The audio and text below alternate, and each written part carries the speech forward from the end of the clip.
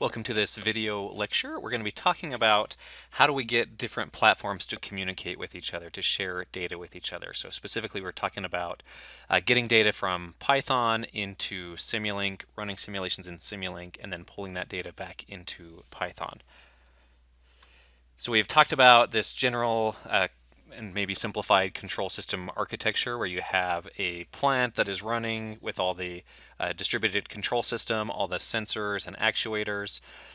Ultimately, you would ideally, I guess I would say, you would collect all that data in a database so that you can use that data for ongoing data analysis. And as your company starts to do more advanced things, you would develop smart applications so that you can use that data in positive ways to influence how your plant is actually running. So there would be this two-way flow of information between all of those different segments of your business. So over the next few modules, we're going to try to replicate some of this architecture. And this will be an approximate way of doing this, but we have been developing a Simulink model of a chemical plant.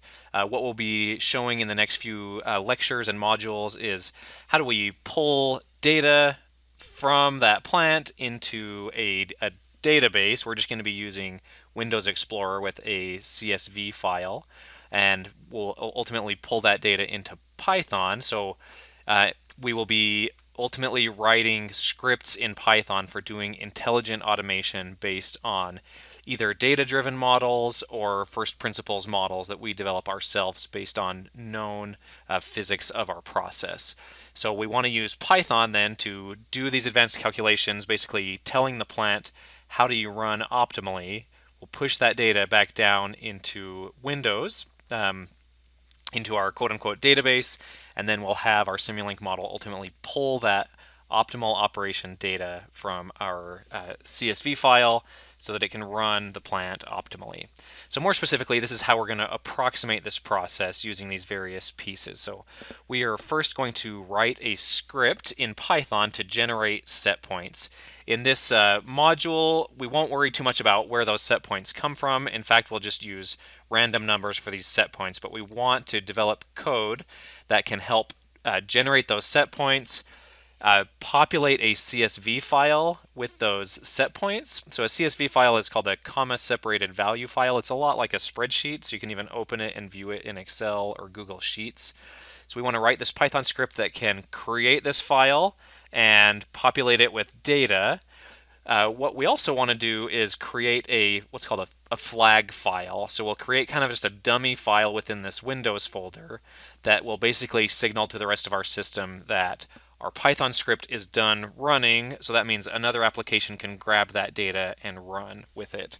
So we'll write a Matlab file that it checks for this flag file. So it basically says, has Python run? Yes, there's a flag file there, so I'm going to read the data in from that CSV file. I'm going to push that data down to my plant, which will be this Simulink model that we've created. We'll run our Simulink model and export the results back to the Matlab workspace. I've already shown you how to do this, and Matlab and Simulink are so unified. If you recall in our last video lecture, we were able to do this, run the simulation and export the results back to the workspace in like 3 lines of code. So that is pretty seamless. So from Matlab then, we want to have another script that takes the results of our simulation, pushes those back into a CSV file, and then we're going to delete this flag file. So this flag file will pop up and be deleted based on which application has run most recently. So the Matlab script will delete that file, and the Python script, that'll signal to the Python script, okay, we've pulled the data from our Simulink or our plant. Now the Python script can run again. So we would have both the Python script and the Matlab script running continuously, but they're going to be checking this Windows Explorer file, or this Windows Explorer folder for that flag file, and depending on whether the flag file is there or not, it'll tell that application if it's ready to go or not. So we'll see this kind of harmonious back and forth communication between these two entities. So that flag file will come and go, and it'll be a signal from Python to Matlab for when to run, and it'll be a signal for Matlab back to Python telling it when to run. So stay tuned for the next video lectures, which will talk about how do we generate this Python script, and then the one after that will be how do we generate this Matlab script. So we establish this nice two-way communication between these two platforms.